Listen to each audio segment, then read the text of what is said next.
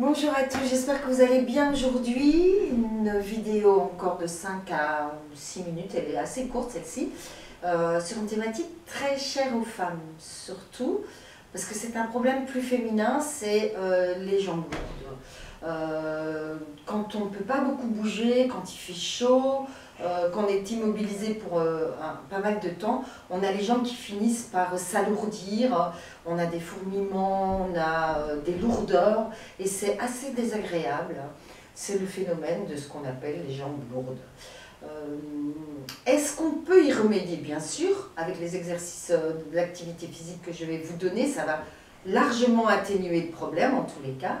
Et vous pouvez aussi l'améliorer en buvant des tisanes, des vénotoniques. Hein. C'est souvent à base de raisin, de pépins de raisin, ou boire beaucoup en fait. Ça aide quand même beaucoup à éradiquer ce problème.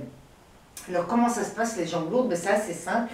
Ici vous avez des petites vénules là dans les jambes hein, et qui permettent à la circulation veineuse de remonter vers le cœur. Donc le sang qui est descendu dans vos pieds doit remonter vers le cœur. C'est le même principe qu'un tube de dentifrice. Dans ces petites vénules ou dans ces veines, il y a des valvules et ces valvules normalement font ça. Elles sont toniques, elles se contractent et elles font remonter le sang vers le cœur. Et si elles sont plus si toniques, si elles sont fragiles, eh ben, le sang stagne dans les pieds et vos jambes gonflent. Il y a une rétention d'eau. Il y a une autre chose, c'est ce qu'on appelle le retour veineux. C'est une petite pompe qui est ici au milieu du pied et qui doit être stimulée. C'est pour ça que quand vous marchez, avec les impacts, c'est assez bien stimulé. Mais si vous êtes obligé de rester immobilisé, comme c'est le cas pour le moment, eh bien, ce retour veineux se fait moins bien. Donc on va voir comment le stimuler aussi. Donc, quelques exercices très simples à faire. Le premier, c'est justement de remettre ce retour veineux en route. Donc, vous pouvez mettre votre chaise à côté de vous, ce n'est pas nécessaire. Hein. Moi, j'aime bien toujours l'avoir, c'est un bon repère.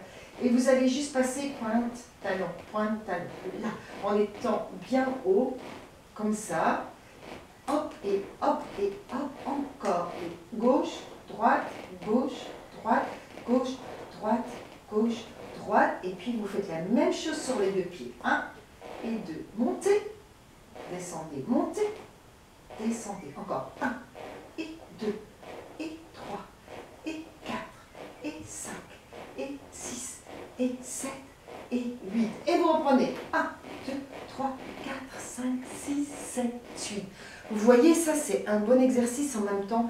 Ça muscle tout le mollet qui est là derrière et qui est un muscle qui est assez puissant et donc qui crée une contention naturelle sur vos veines et ça permet aussi d'améliorer le retour veineux.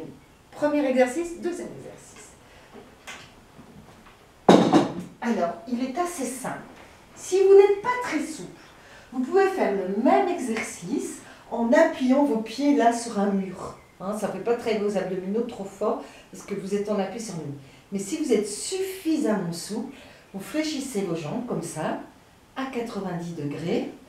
Vous placez les mains au sol, la tête bien en face, et vous allez imaginer que votre pied est un marteau.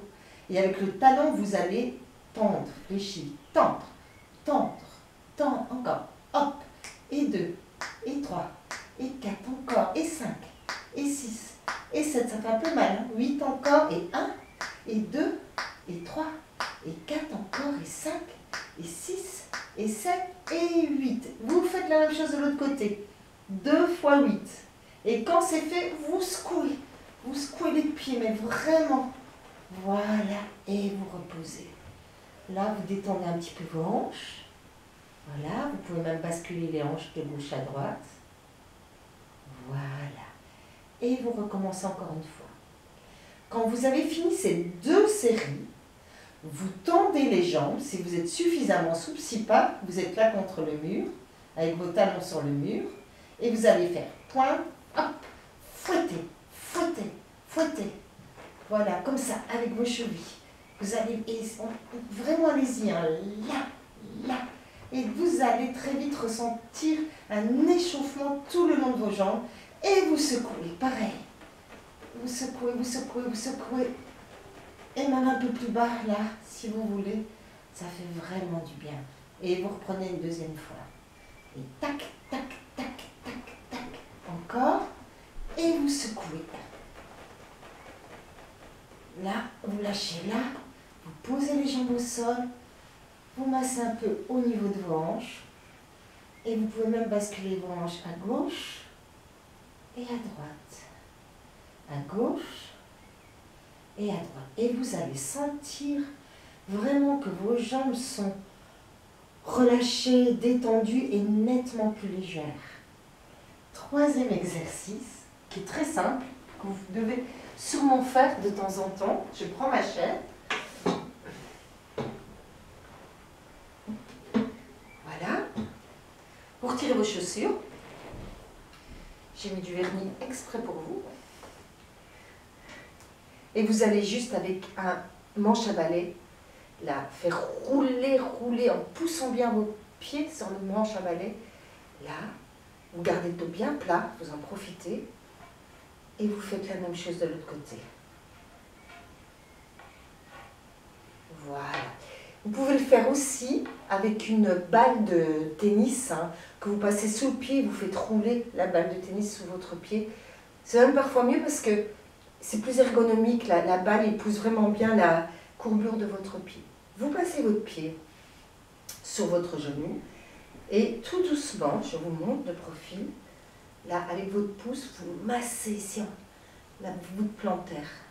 Vous massez bien. Vous pouvez le faire avec une crème, vous pouvez le faire comme ça, juste avec votre doigt. Voilà, oh, ça fait du bien. Vous retournez les orteils et vous les ramenez. Et encore une fois. Et évidemment, vous n'oubliez pas de faire la même chose de l'autre côté.